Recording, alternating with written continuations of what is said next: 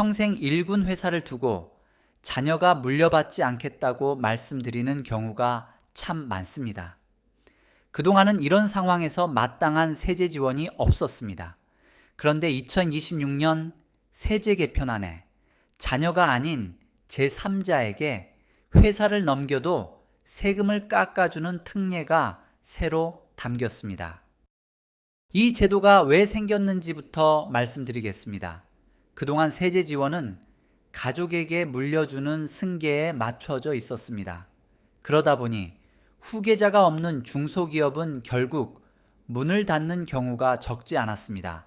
이번 특례는 기업의 연속성을 지키기 위해 상속인이 아닌 제3자에 의한 사업 승계를 지원하는 제도입니다. 혜택은 파는 쪽과 사는 쪽, 양쪽 모두에게 주어집니다. 회사를 넘기시는 분은 주식이나 출자 지분 또는 사업용 자산을 양도할 때 양도소득세를 20% 감면받으실 수 있습니다. 회사를 인수하는 쪽은 승계일부터 5년 동안 그 사업장의 소득세와 법인세를 10% 감면받습니다. 다만 아무나 받을 수 있는 것은 아닙니다. 회사를 넘기시는 분은 4가지 요건을 모두 갖추셔야 합니다. 특히 나이와 경영기간, 그리고 최대 주주 여부를 미리 확인해 보시기 바랍니다. 그렇다면 누가 인수할 수 있을까요? 2가지 길이 열려 있습니다. 하나는 같은 업종을 오래 해온 사람이나 기업이고, 다른 하나는 그 회사에서 오래 일한 임직원입니다. 우리 회사 직원이 회사를 이어받는 길이 제도 안에 명시적으로 담겼다는 점이 눈여겨보실 대목입니다. 가장 궁금하신 부분이 감면 한도일 것입니다. 매도자의 감면 한도는 경영한 횟수의 연 5천만 원을 곱해서 계산합니다. 예를 들어 30년을 경영하신 사장님이라면 한도가 15억 원이 됩니다. 20년이면 10억 원, 40년이면 20억 원이 되는 구조입니다. 이제 승계의 길이 3가지로 늘어난 셈입니다.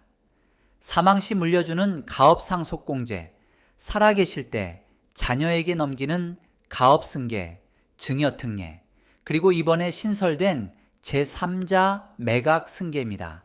특히 매도자 요건이 20년 이상 경영이라는 점에서 가업상속공제보다 문턱이 낮다는 평가가 나오고 있습니다. 혜택을 받으신 뒤에 지켜야 할 조건도 있습니다.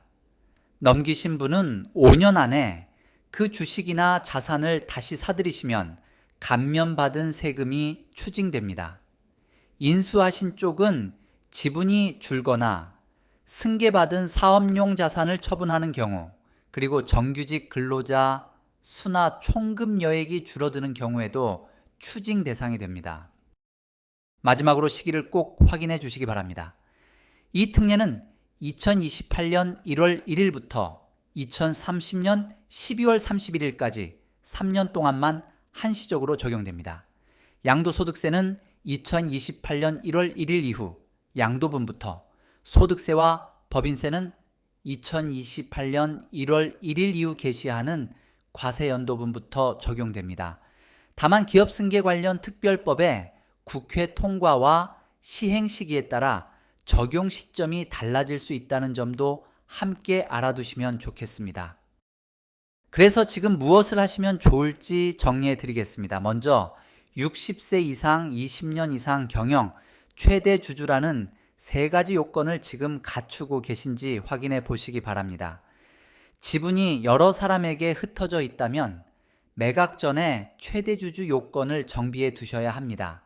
그리고 매각을 이미 생각하고 계셨다면 시점을 2028년 이후로 두는 것이 유리할 수 있습니다. 정리하겠습니다. 자녀가 아니어도 같은 업종의 기업이나 우리 회사 직원에게 넘기면서 세제 지원을 받을 수 있는 길이 열렸습니다. 넘기는 분은 양도세 20% 감면, 인수하는 쪽은 5년간 소득세와 법인세 10% 감면입니다. 다만 요건과 사후관리 조건이 함께 붙는 제도인 만큼 우리 회사에 어떤 방식이 유리한지는 하나하나 따져보셔야 합니다. 개별 상황이 궁금하시면 언제든 편하게 문의해 주시고 도움이 되셨다면 구독으로 함께 해주시면 감사하겠습니다.